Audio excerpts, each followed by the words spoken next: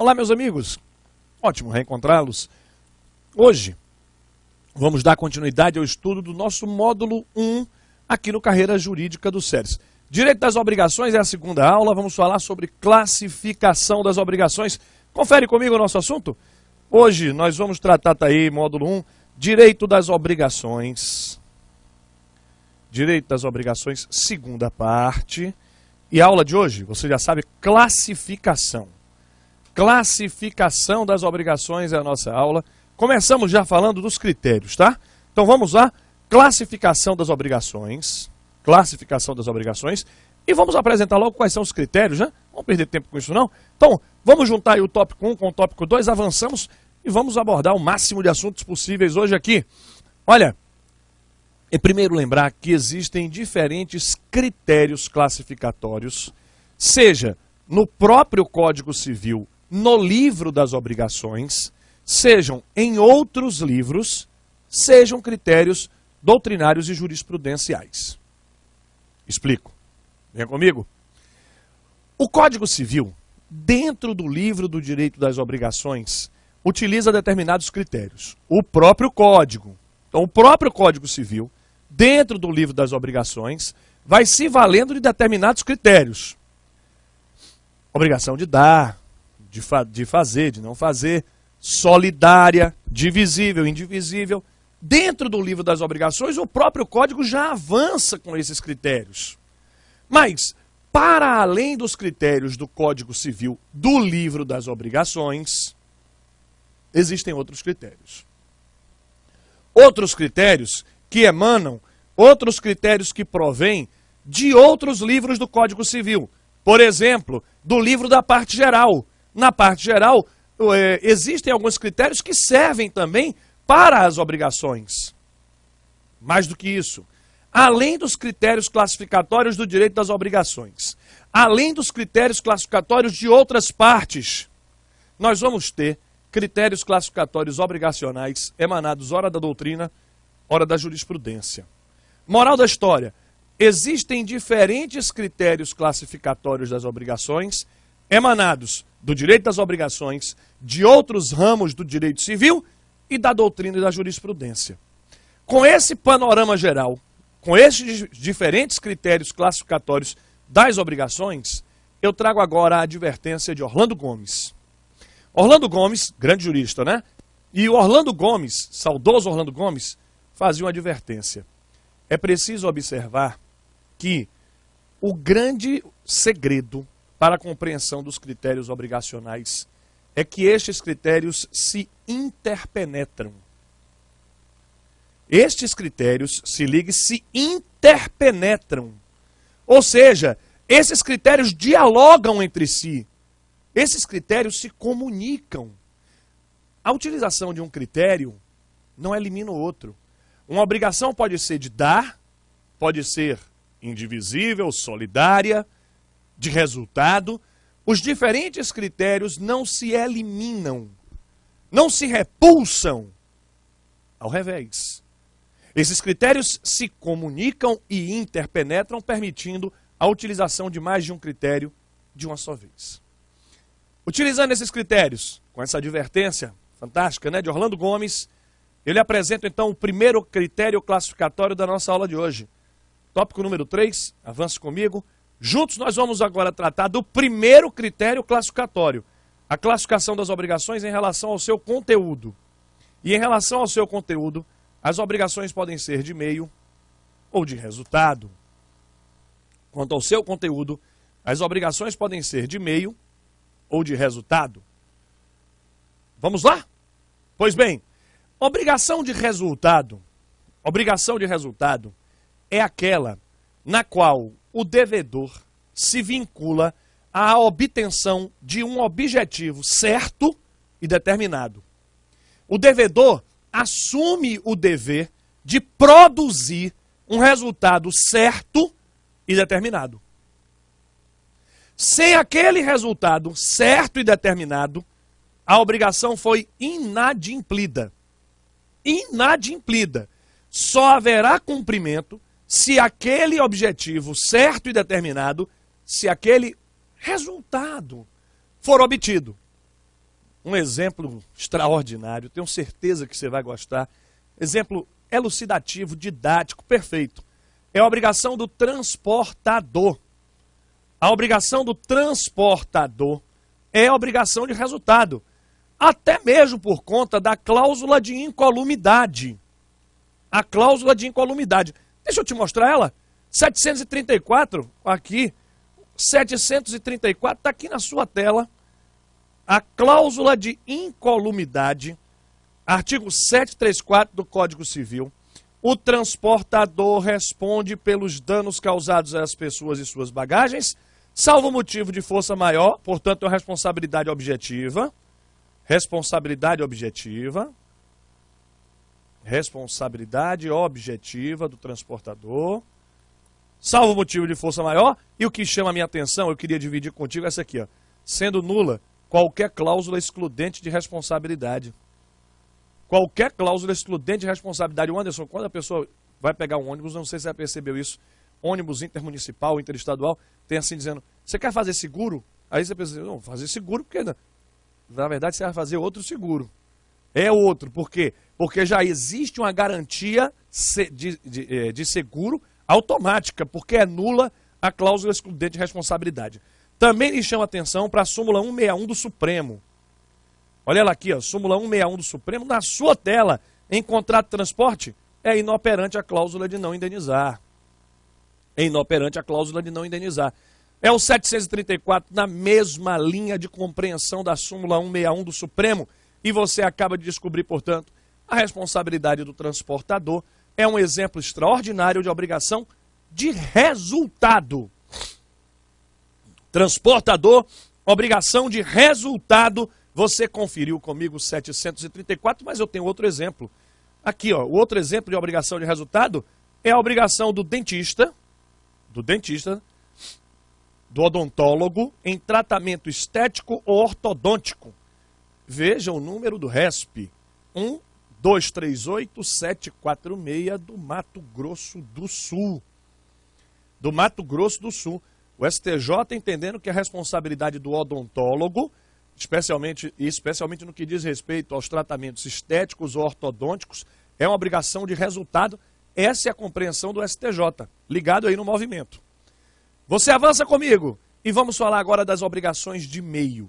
Vamos lá? Já a obrigação de meio é aquela em que se exige tão somente uma atividade diligente por parte do devedor. Na obrigação de meio, o devedor não se vincula ao resultado. Não. Na obrigação de meio, o devedor não assume um objetivo específico. Ele apenas se obriga a ter diligência. Diligência. Ele apenas se obriga a se valer do emprego dos meios necessários para o resultado. Olha bem, o devedor se obriga a empregar os meios necessários para a obtenção do resultado. Ele se obriga a uma atividade cuidadosa, a uma atividade diligente, mas não se vincula ao resultado. Mais uma vez, hein? O devedor se vincula a uma atividade, assume a obrigação de atuar de modo diligente. Assume a obrigação de atuar de modo diligente, mas não se vincula ao resultado. Não se vincula ao resultado. O exemplo de obrigação de meio está aqui na sua tela. É a obrigação do advogado. Olha o RESP. 1.079185 de Minas Gerais. A obrigação do advogado, claro, o advogado não se vincula a um resultado, o advogado não pode assumir a convicção, a certeza de que vai vencer a causa. Por isso que o STJ diz que a obrigação do advogado é de meio e não de resultado. Também será a obrigação do médico, né? Ordinariamente, não vamos falar ainda do médico cirurgião plástico, tá? Eu vou abrir um tópico, falar disso, deixar bem claro. Mas a obrigação do médico, genericamente compreendida, também é obrigação de meio e não de resultado. O médico não se compromete a deixar o paciente curado. Muito bem.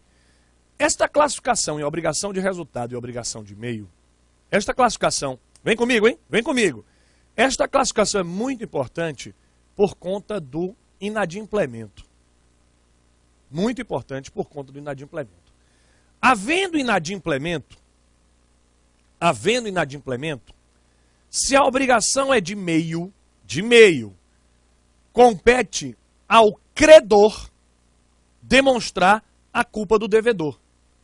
Nas obrigações de meio, do advogado, do médico, compete ao credor demonstrar a culpa do devedor. Mas nas obrigações de resultado, atenção, hein? Nas obrigações de resultado, o inadimplemento obrigacional gera uma presunção de culpa pela não obtenção do resultado. A não obtenção do resultado, a não obtenção do objetivo, nas obrigações de resultado, gera uma presunção de culpa. Por favor, concurseiro, se ligue no movimento. O inadimplemento em uma obrigação de resultado não gera responsabilidade objetiva. Não gera. Não torna a responsabilidade objetiva. Apenas gera presunção de culpa. Confira, a esse respeito, a posição mais contemporânea do STJ. RESP 985-888 São Paulo. Neste julgado, eu vou marcar aqui para você não se perder, o STJ diz que nas obrigações de resultado, a responsabilidade permanece subjetiva com presunção de culpa. Com presunção de culpa. Me chama a atenção cuidadosamente. Esta responsabilidade não se torna objetiva. Não se torna objetiva. Não se trata, portanto, da objetivação da responsabilidade. Ela permanece subjetiva apenas havendo presunção de culpa, diferente das obrigações de meio.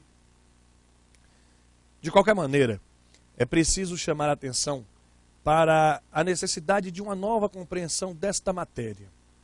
Atualmente, o que há de mais novo, o que há de mais contemporâneo, inclusive oriundo de doutrina estrangeira, no México já se fala assim, na Europa, Espanha, Itália já se fala assim. Esse critério classificatório de obrigação de resultado e obrigação de meio precisa ser oxigenado, precisa ser arejado com a boa-fé objetiva. A boa-fé objetiva, que os seus deveres anexos, no caso aqui o dever de diligência, o dever de zelo, de cuidado, faz com que esta classificação sofra uma certa redução de importância. Agora, o que interessa não é calcular a obtenção ou não obtenção do resultado. O que interessa agora não é dividir se a obrigação é de meio ou de resultado, porque seja em uma, seja em outra, o devedor tem de atuar com a boa-fé objetiva. O devedor precisa cumprir os deveres anexos, o devedor precisa ser cuidadoso, diligente, atencioso.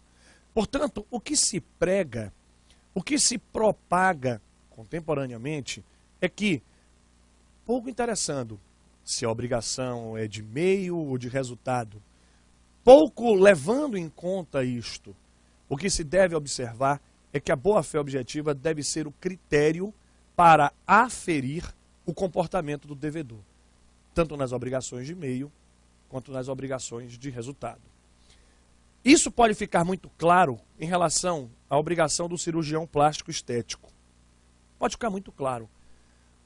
A maioria dos autores, a grande maioria, diz que a obrigação do cirurgião plástico estético é uma obrigação de resultado. Não me parece absolutamente correta esta ilação. Não por quê?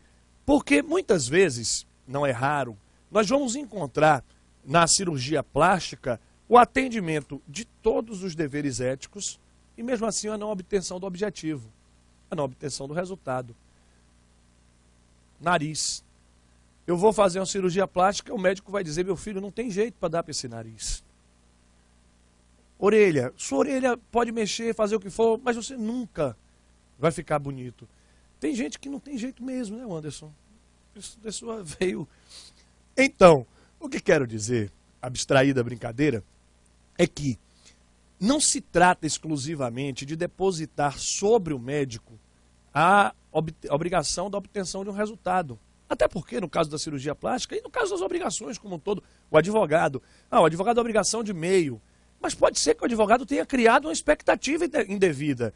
Pode ser que o advogado tenha prometido aquele resultado e violado a boa-fé objetiva, mesmo em se tratando de uma obrigação de meio. E do mesmo modo, o cirurgião plástico nem sempre prometeu o resultado. Às vezes até disse, olha, essa orelha não tem como ficar boa, não. Enfim, para definir a responsabilidade do cirurgião plástico, o melhor critério é, seguindo na doutrina, abandonar essa ideia de que a obrigação é de resultado, de meio, e seguir um critério mais novo, que me parece mais razoável, que esse aqui, olha. É o critério da boa-fé objetiva. Você vai encontrar já no STJ, precedente, esse aqui, 1.180815 Minas, já nesse caminho. Agora, eu quero registrar, não perca a informação, que a grande maioria dos autores em nosso país classifica a obrigação do cirurgião plástico estético como obrigação de resultado. A responsabilidade não seria objetiva, seria subjetiva, com culpa presumida. O assunto, então, está posto. E olha, não esquece que já se fala num terceiro gênero. Olha só, né? O direito vai evoluindo, avançando. Já se fala hoje num terceiro gênero. Ao lado das obrigações de meio, ao lado das obrigações de resultado, já se fala agora em obrigações de garantia. Obrigação de meio. Obrigação de meio, advogado, médico. Obrigação de resultado, dentista, transportador. Ao lado disso, já se fala agora nas obrigações de garantia. As obrigações de garantia são aquelas nas quais o devedor assume o dever, assume a obrigação de eliminar riscos do credor. O devedor assume o dever, assume a obrigação de eliminar riscos do credor. Dois exemplos servem com muita clareza. Seguro. O contrato de seguro seria o melhor exemplo de obrigação de garantia. Mas além do contrato de seguro, teria a evicção. A evicção, imposta pelo Código Civil nas alienações onerosas, a evicção também seria um critério muito seguro. Evicção, seguro, seriam exemplos de obrigações de garantia. Nelas, o devedor assume a obrigação de eliminar um risco do credor. Vamos avançar? E o segundo critério classificatório utilizado hoje. Vamos tratar da classificação das obrigações quanto à liquidez. Quanto à liquidez. Processo civil agora, hein? Processo civil, vamos fazer uma visita ao Código de Processo. Quanto à liquidez, as obrigações podem ser líquidas ou ilíquidas. Quanto à liquidez, as obrigações poderão se classificar como líquidas ou ilíquidas. A diferença é simples, segura, você não vai ter dificuldade. Líquida é a obrigação certa e determinada quanto à sua existência. Quanto à sua existência, objeto e valor. Essa é uma obrigação líquida. Ela é certa e determinada quanto à existência, quanto ao objeto e quanto ao valor. E, portanto, líquida é aquela obrigação determinada e determinável. Determinada e determinável. Exemplo? Exemplo, a obrigação de pagar 100 mil reais. Determinada pessoa assumiu a obrigação de pagar 100 mil reais. Empréstimo, compra e venda, seja o que for, obrigação líquida. Líquida. Não custa lembrar que a jurisprudência vem entendendo que a correção monetária, a simples incidência de correção monetária não torna a obrigação ilíquida. Não torna. Então, 100 mil reais mais correção monetária não retirou a liquidez da obrigação.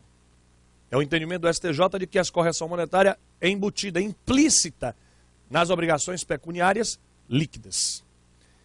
Pois bem, ao contrário disso, ilíquidas são aquelas obrigações indeterminadas, olha que beleza aqui, a clareza, Quanto ao seu valor e conteúdo, o valor e o conteúdo são indeterminados. Aqui é a obrigação de indenizar o prejuízo de um taxista. A pessoa bateu no taxista e aí deve indenizar esse prejuízo. O dano causado ao taxista é um exemplo claro de um dano, de uma obrigação ilíquida. Até porque, bater no taxista aqui em Salvador, só para a gente pegar um exemplo aqui bem baiano, vai pensando aí comigo, bater no taxista no mês de abril ou maio não causará o mesmo dano da colisão em um taxista em fevereiro, na véspera do carnaval. Porque em fevereiro, na véspera do carnaval, a possibilidade lucrativa do taxista é muito maior. Via de consequência, é preciso liquidar esta obrigação. Pois bem, com isso, vislumbramos que, com facilidade, vislumbramos facilmente que as obrigações ilíquidas exigem um procedimento de liquidação. Um procedimento liquidatório. Esse procedimento liquidatório é necessário para que a obrigação se torne líquida e possa produzir os seus efeitos. Esse procedimento liquidatório é determinado pelo Código de Processo e tem natureza de processo de conhecimento. Tem natureza de processo cognitivo. Cognitivo.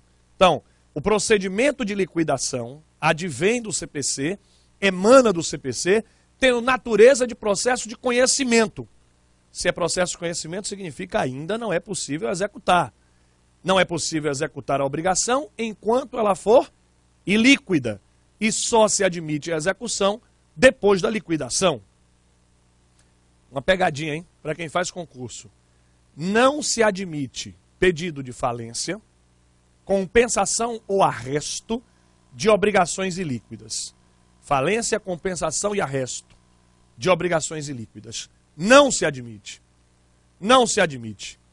Não é possível pedido nem de falência, nem de compensação, nem de arresto, quando se tratar de obrigações ilíquidas. Não por um motivo simples. Simples. Porque enquanto a obrigação for ilíquida, não se pode efetivá-la. Daí não se justificar nem o pedido de falência, nem de arresto, e tampouco a compensação. Toda compensação exige obrigações líquidas, certas e exigíveis.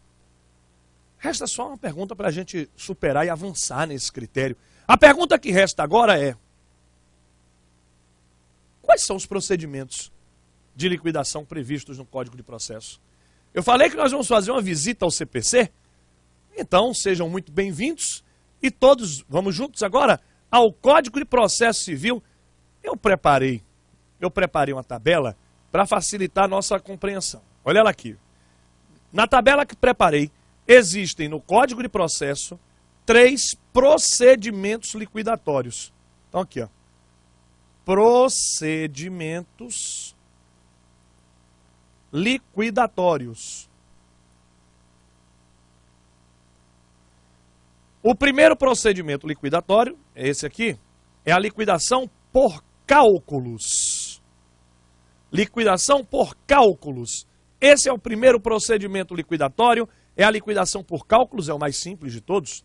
É o artigo 475, letra B do CPC. 475, letra B do Código de Processo Civil. Pois bem, a liquidação por cálculos aritméticos, é feita mediante a apresentação de uma memória descritiva e atualizada da conta. Memória descritiva e atualizada da conta. Ou seja, é um cálculo feito por um contador. O contador deve, claro, indicar quais foram os critérios utilizados para aquela conta. Indicados os critérios utilizados para a conta, essa é a liquidação por cálculos. Memória aritmética, cálculos de um contador. Nem precisava dizer, mas eu vou lhe dizer. O juiz pode se valer de um calculista judicial ou de sua confiança, nomeado por ele, e o juiz pode se valer de um calculista para conferir a conta que lhe foi apresentada.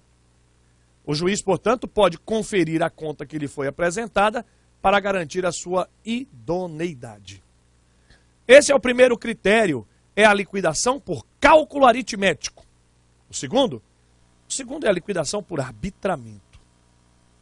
E a liquidação por arbitramento já não é a apresentação de planilha, de cálculo. Agora, é a especificação por um perito ou pelo próprio juiz. Vamos agora ao 475, letras C e D do CPC.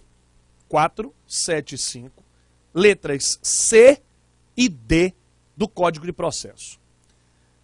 A liquidação por arbitramento é aquela que exige um determinado conhecimento específico. Exige um determinado conhecimento específico.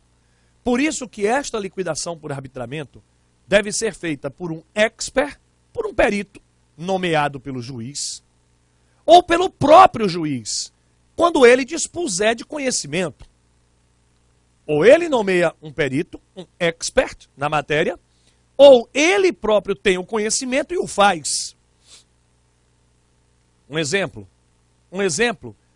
arbitramento de indenização de aluguéis. Indenização de aluguéis.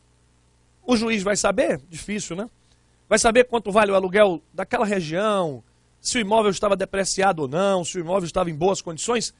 Se o juiz não tem elementos para ter o conhecimento, ele nomeia um expert. Nesse caso pode ser um corretor de imóveis. O corretor de imóveis pode ter conhecimento suficiente para fazer esse arbitramento. Pegadinha. No caso de dano moral, no caso de indenização por dano moral, o arbitramento é judicial. No caso de indenização por dano moral, o arbitramento será judicial. É o próprio juiz quem promove o arbitramento no caso de indenização por dano moral. Terceiro e último procedimento liquidatório é a liquidação por artigos. E esta liquidação por artigos, terceira e última, e a mais complexa, viu? E a mais complexa. A liquidação será por artigos quando houver necessidade de prova de fato superveniente. Prova de fato superveniente. 475, letras E e F. 475, letras E e F. Ali está o procedimento de liquidação por artigos.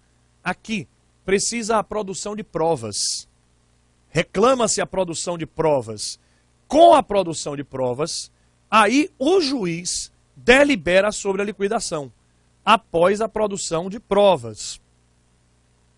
Provas de fatos supervenientes, claro. A liquidação por artigos não interferirá na existência da obrigação, mas apenas na sua quantificação. Se ligou? A liquidação por artigos não interferirá na existência da obrigação, tão somente na sua quantificação. É o exemplo aqui dos lucros cessantes. Um pedido de lucros cessantes, uma obrigação de indenizar lucros cessantes, pode exigir a prova do fato superveniente. E nesse caso daí, a liquidação talvez tenha de ser por artigos. Pois bem, vamos avançar e já vamos para o terceiro critério classificatório que vamos usando hoje. Já falamos das obrigações de resultado, das obrigações de meio, agora falamos das obrigações líquidas e ilíquidas. Pois é, vamos avançar. O terceiro critério classificatório que vou usar hoje é em relação ao momento de cumprimento da obrigação. Momento de cumprimento da obrigação. Aqui as obrigações podem ser instantâneas, também chamadas de momentâneas, ou de trato sucessivo, também chamada de execução continuada ou diferida. Quanto ao momento de cumprimento da obrigação, elas podem ser instantâneas ou momentâneas, e de trato sucessivo, também chamada de execução continuada ou diferida. A distinção é muito simples, mas muito simples mesmo. As obrigações instantâneas ou momentâneas são aquelas cujo adimplemento é único e imediato. O cumprimento da obrigação é automático. Automático. Se dá num só ato, numa só prática. Compra e venda à vista. A compra e venda à vista é uma obrigação de execução imediata. Está cumprida a obrigação, num só ato, extingue-se automaticamente. Por outro lado, nas obrigações de trato sucessivo, de execução diferida, exige-se a prática de diferentes atos para alcançar o adimplemento. Exige-se a prática de diferentes atos para que se alcance o adimplemento. Compra e venda a prazo. Promessa de compra e venda. Tanto na compra e venda a prazo, quanto na promessa de compra e venda, nós vamos enxergar uma obrigação de execução diferida, de execução continuada. Necessária a prática de 2 ou mais atos para que se obtenha o adimplemento. A relevância dessa classificação, a importância desse critério, é saber da possibilidade ou não de incidência do pedido de revisão ou resolução por onerosidade excessiva. Lembra do pedido de revisão ou resolução por onerosidade excessiva? Lembra não? 478, ele está aqui na sua tela. É o artigo 478 do Código Civil. 478. E a clareza do artigo é solar. Nos contratos de execução continuada ou diferida, portanto, o próprio Código já estabelece somente quando se tratar de uma obrigação de trato sucessivo, somente quando se tratar de uma obrigação de trato sucessivo, é que se admite revisão ou resolução de contrato por onerosidade excessiva. Claro, e somente nas obrigações de trato sucessivo por um motivo simples, porque as obrigações instantâneas não se prolongam no tempo, não se protraem no tempo. E como elas não se prolongam, não se protraem, não admitirão, consequentemente, revisão, resolução por onerosidade excessiva. Eu aproveito também para lhe fazer um outro registro. Eu aproveito também para lhe pontuar algo importante. As obrigações instantâneas, elas não podem ser revistas ou resolvidas. Claro que não. Mas as obrigações instantâneas, elas admitem controle de validade por onerosidade excessiva. Então elas podem ser nulas ou anuláveis. Por quê? Porque nulidade ou anulabilidade é de algum motivo do tempo da celebração do contrato. Do tempo da celebração. Revisão ou resolução é por motivo superveniente. Então, as obrigações instantâneas admitem a discussão da onerosidade excessiva, sim, para fins de controle de validade. Nas obrigações de trato sucessivo, aí a coisa se torna diferente. Para um pouquinho, eu volto já já.